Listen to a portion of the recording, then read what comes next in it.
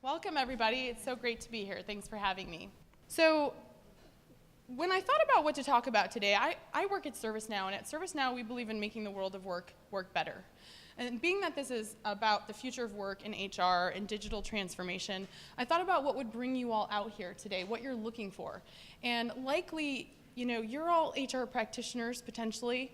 You're also employees, and you're consumers. And we're in the age of the age of the consumer. We expect to be able to tell Alexa to turn on the lights, and why can't we do that at work, right? So you're here because you're looking for something to take back to your organization, to either make small moves or possibly big moves towards change, some kinds of transformation, because you know that's needed in order to stay ahead and keep your customers happy and your employees, right? So I thought today what I would do is arm you with some information.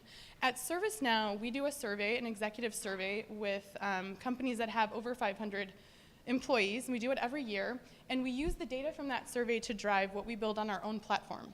So I want to share some of that with you, and I'm going to take us back to 2 years ago first, which is the automation survey. And what we found is that the rising levels of work are creating a necessity for more automation to cope with that. Not a big surprise. And 9 out of 10 employees say that they spend too much time on manual tasks. And I think we just saw that with our poll, that you all agree you're spending at least 60 minutes a day on manual tasks. And we also found that at the time of the survey, 86% of employers said that by 2020, they'd be at a breaking point for automation. And what I found really interesting about this particular survey is that those executives also said that HR was most in need of automation, an automation reboot.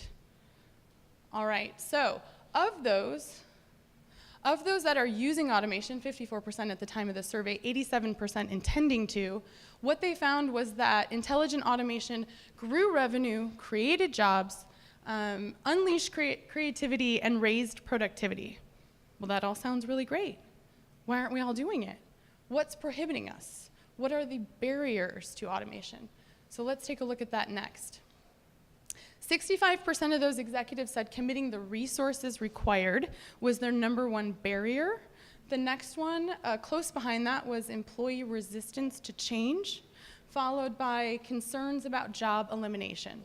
Now, these are all real concerns, right? So not having the resources, okay, I know I'm supposed to do the poll thing, but how many of us are doing the job of 2 people right now, right? Like, we're all feeling really overworked. That's real. Not having enough resources, that's a real constraint. Employees' resistance to change. This is also very real. We're human, change is difficult. And there's a lot of good methodology out there for helping people through change. So this one we can actually work through, right? And then the next one is concerns about job elimination. But what did we just see on the previous slide? We saw that it created jobs, it boosted innovation and creativity. So maybe this is just, and not to say that in some circles automation can do that, but what we find at ServiceNow with our employers in the world of work, it's creating jobs. So our most recent study that we just did this past winter was directed at the employees, and what we wanted to know is what makes you excited about your work? What keeps you motivated?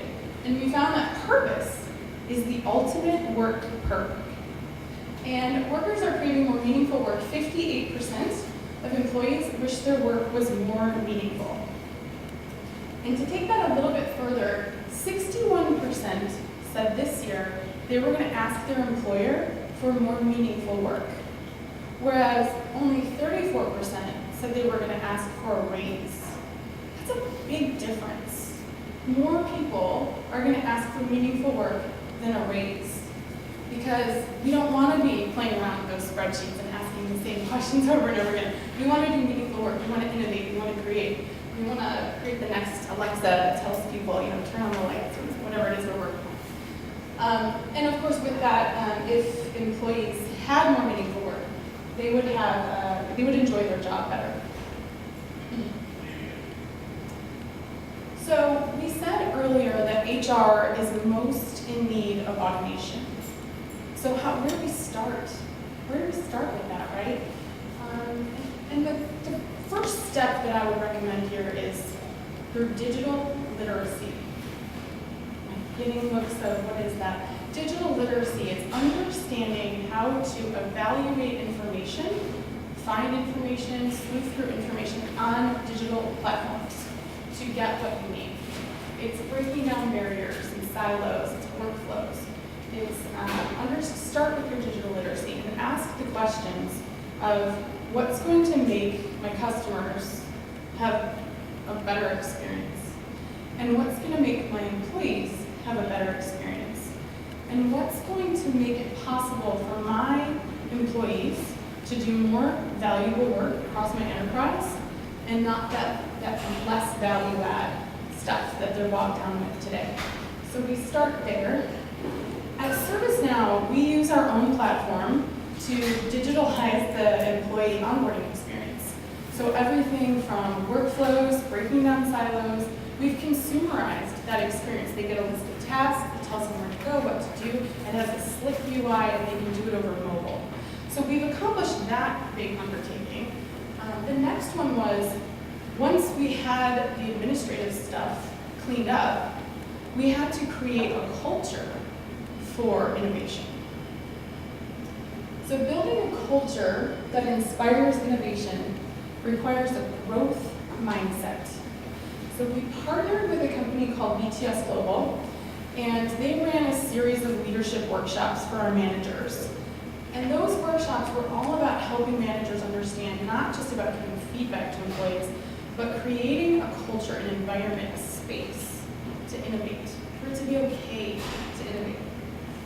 And what that means is first understanding what's a fixed mindset, and that's what does that sound like, what does it feel like, why does someone get there, what triggers that. I could spend a whole day on this, I'll let the BTS could spend a whole day on this, I'm just kind of touching it here. But what we focus on is the growth mindset. So creating a space where, hey, you've got this, you can do this, you can try this, go out and try this, innovate, take a chance. Did you learn something from this experience? So we take the feedback one step further to talk through, how was this a growth experience? So culture is everything. Coming from an OCM background, culture defines how an organization goes through a transformational change. And how your company defines your culture is very much about what is acceptable within your organization and what is reinforced within your organization and encouraged. If you had to sit and think of 3 top words that define the culture, they'll vary across the room, right? But they define what you experience every day as being encouraged. And that culture drives everything. So the final thought that I'm going to leave you with today is, and again, I can't go into all the organizational change management piece, but whatever change you're undertaking within your organizations, there's a methodical way to go about change. And these are kind of the core key areas, right? So important to have that sponsorship, that executive sponsorship. Champion enablement, targeted communications, training, incentives, and mandates. That's a huge one that people overlook. So without going into all that, I'm going to leave you with one thought. No matter where you are in your organization, no matter your role, your authority, what you do, everyone in this room can impact communications. You can ask questions. You can encourage your boss to communicate more of what's going on in the organization. You can ask for more transparency. You can ask for automation. So communication is key and everyone can touch that. So thank you so much.